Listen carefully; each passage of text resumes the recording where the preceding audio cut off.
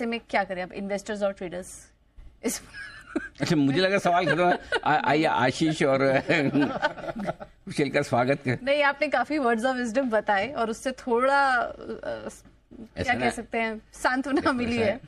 लेकिन तेजी के मार्केट में जोश आता है और मंदी के मार्केट में सारा ज्ञान आ जाता है दुनिया भर का, है ना। उस समय ज्ञान के अलावा बचा ही क्या, सब मोह माया है, मिथ्या है, यहीं का यहीं रह जाएगा। ये सब भाषण है ना मंदी के मार्केट में आते हैं।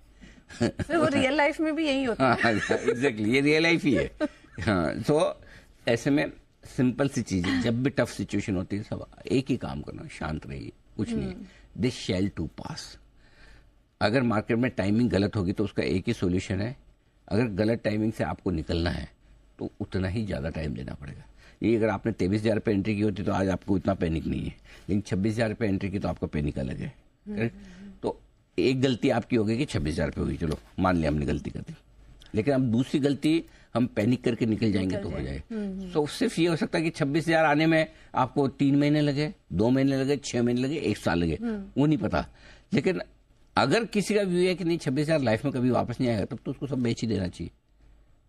फिर तो बेचिए, फिर तो आपको बने रहने में कोई सेंस है। और अगर आपको लगता है 26,000 आ जाएगा, मैं 5 साल नहीं आएगा तो रुकूंगा, 3 साल नहीं आएगा तो रुकूंगा, जो ये सोच के रखेगा उसका उससे बहुत जल्दी आ जाएगा।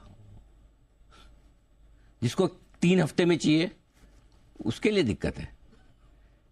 करेक्ट। सो आप जितना टाइमिंग आपकी मार्केट में अगर एंट्री की गलत हो, उतना ज्यादा आप टाइम देने को तैयार हो कि मैं इतने टाइम तक इन्वेस्टर, तो आप आराम से निकल पाएंगे। ये मार्केट जो पेशेंस रखने वाले इन्वेस्टर्स है उन्हीं को रिवॉर्ड का। अब आज तो मैं बोल भी नहीं रहा था कि हिम्मत है पैसे है तो लगाओ, अब तक तो ये बोला, अब तो मेरी भी नहीं हिम्मत है बोलने की।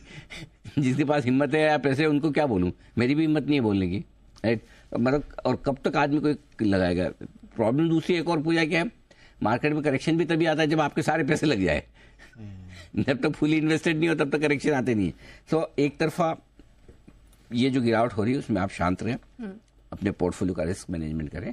ऐसे शेयर ना हो जो कि अगर तेजी आए तब भी ना चले, वो इंपॉर्टेंट है। आपको ये आइडेंटिफाई करना है कि जब तेजी आएगी तो मेरा शेयर चलना चाहिए, वो बहुत जरूरी है। ऐसा ना हो कि मेरा तो कचरा था जो सिर्फ इसलिए चला कि उस समय तेजी थी, अब वापस तेजी आएगी तो उस तेजी में नए कचरे वाले चलेंगे, पुराने नहीं चलेंगे, राइट। सो आपके पास रिस्क मैनेजमेंट होना चाहिए। तीसरा रहा सवाल ट्रेडर्स का, तो डेफिनेटली सेल ऑन राइज का मार्केट तो है ही है, हर उछाल में बिकवाली आती है। तो जब भी जैसे भी पहली उछाल मिले वहां तो जरूर बेचे, दूसरी की दूसरी में देखेंगे। और जहां तक सवाल आगे के व्यू का है, एक चीज क्लियर कट है, एक तरफ जहां मूड माहौल, स्क्रीन, भाव, शेयर सब खराब है, दूसरी ओर इसमें भी कोई डाउट नहीं, अगर आप इस पूरे शोर शराबे और इतनी तेज गिरावट वाले माहौल से हट के देखें तो इसमें कोई डाउट नहीं कि एक तरफा गिरावट भी बहुत हुई है। मार्केट एफआईएस की पोजीशन के हिसाब से बहुत हल्के हैं, डेटा के हिसाब से ओवरसोल्ड है, ठीक है। सेंटीमेंट तो बिल्कुल ही ऐसा है कि बेयर मार्केट में हो वैसा है।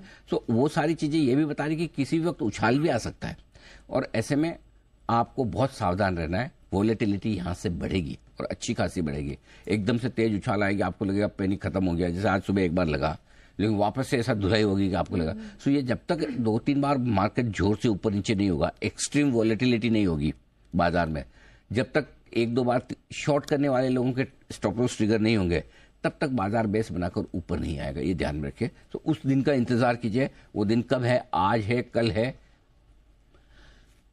या कब है पता नहीं, जब होगा यही होगा, तब तक का इंतजार।